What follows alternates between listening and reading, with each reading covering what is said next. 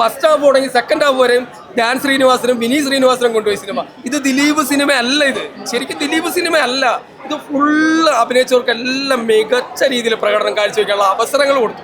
ആ ഡയറക്ടറെ കഴിവതാണ്. പിന്നെ ഇതിന്റെ ഇതിന്റെ റൈറ്ററിന് ശരിക്കും പറഞ്ഞാൽ ഭ്രാന്താണ്, 100% ഭ്രാന്താണെന്ന് ഞാൻ പറയും. കാരണം അങ്ങനെ ഒരു ഭ്രാന്ത് പിടിപ്പിക്കുന്ന സിനിമയാണ് ഇത്. എഴുതി വെച്ചിട്ടുണ്ട് നോ ലോജിക്കുന്നു, ഒരു ലോജിക്കില്ല. ഇങ്ങനെ കണ്ടെങ്കിരുന്നാൽ മതി, അപ്പട്ടം വരെ ഫുള്ള് ഓൺ പടം. നമ്മൾ നല്ല കിക്ക് അടിച്ചിട്ട് വന്നിരുന്നത് നമ്മൾ എങ്ങനെയായിരിക്കും എൻജോയ് ചെയ്യുന്നത്, ആ ഒരു ഫീലാണ് നമ്മൾ. എനിക്കൊന്ന് നമ്മൾ ന്യൂ ഇയറിൻ്റെ അന്നൊന്നും പാപ്പാനിയൊന്നും കാണാൻ പോകേണ്ട ആവശ്യമില്ലെന്ന് തോന്നുന്നു. ആ ഒരു മൂഡ് നമുക്ക് ഇവിടെ കിട്ടുന്നുണ്ട്. പൊളിക്കാണ്. ഇത് തെലുങ്ക് തമിഴ് ഇൻഡസ്ട്രിയിലെ സിനിമകളിൽ ആ സിനിമയാണ്. വർഷങ്ങൾക്ക് ശേഷം മലയാള സിനിമയിൽ ഇത്ര എൻജോയ് ആയിട്ട് കാണാൻ പറ്റുന്ന സിനിമ ഈ അടുത്ത കാലത്ത് വന്നതിൽ ഏറ്റവും നല്ല മികച്ച സിനിമയായിട്ട് എനിക്ക് തോന്നിയത്. ദയവ് ചെയ്ത് സിനിമയെ വിവാദങ്ങളിൽ പെടുത്തരുത്. ഇതൊരു ദിലീപ് സിനിമയല്ല.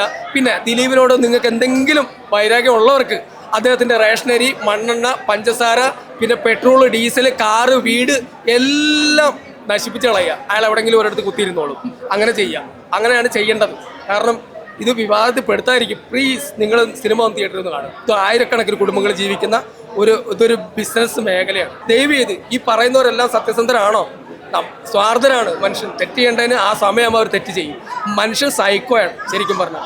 അവരവരുടേതായ രീതിക്ക് വരുമ്പോൾ അത് അവർ ഓട്ടോമാറ്റിക്കലി മാറും. ഇപ്പം ഞാൻ പറയട്ടെ, നമ്മൾ ക്രിസ്ത്യൻ ബൈബിളിൽ പറഞ്ഞേക്കുന്നത് എന്താ? 10 കൽപ്പനകൾ.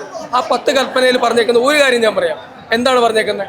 അന്യവൻ്റെ ഭാര്യയെ നമ്മൾ നോക്കാനോ സ്പർശിക്കാനോ പാടില്ല. അങ്ങനെയാണെങ്കിൽ നമ്മളെല്ലാം ആസ്വദിച്ച് ജീവിക്കുന്ന മനുഷ്യരല്ലേ? അതല്ലേ ഏറ്റവും വലിയ തെറ്റല്ലേ? അപ്പം ലോകത്ത് നമ്മൾ ചെയ്യുന്ന തെറ്റല്ലേ? സത്യവും കള്ളവും ഇത് രണ്ടും ഉണ്ടെങ്കിൽ ലോകം നിലനിൽക്കുള്ളൂ. ലോകത്തിന് അങ്ങനെ നിൽക്കാൻ പറ്റുള്ളൂ. സത്യം മാത്രമുള്ള ഒരു ലോകമില്ല, കള്ളം മാത്രമുള്ള ഒരു ലോകമില്ല, മിക്സിംഗ് ആണ്. ദൈവം പോലും പറഞ്ഞിട്ടുണ്ട്, നിങ്ങൾക്ക് ജീവിക്കാൻ വേണ്ടി ഒരു അല്പസ്വല്പം കള്ളമൊക്കെ പറയാം, പക്ഷേ ജീവിക്കാൻ വേണ്ടി ആയിരിക്കണം. വേറൊരാളെ ബുദ്ധിമുട്ടിക്കുക, അയാളെ നശിപ്പിക്കാതിരിക്കുക. അതുകൊണ്ട് ദൈവം ഇത് നിങ്ങൾ സിനിമ തിയേറ്ററിൽ നിന്ന് കാണുക. നല്ല രസമായിട്ട്, നല്ല എൻജോയ് ആയിട്ട് കാണുക. അടിപൊളി.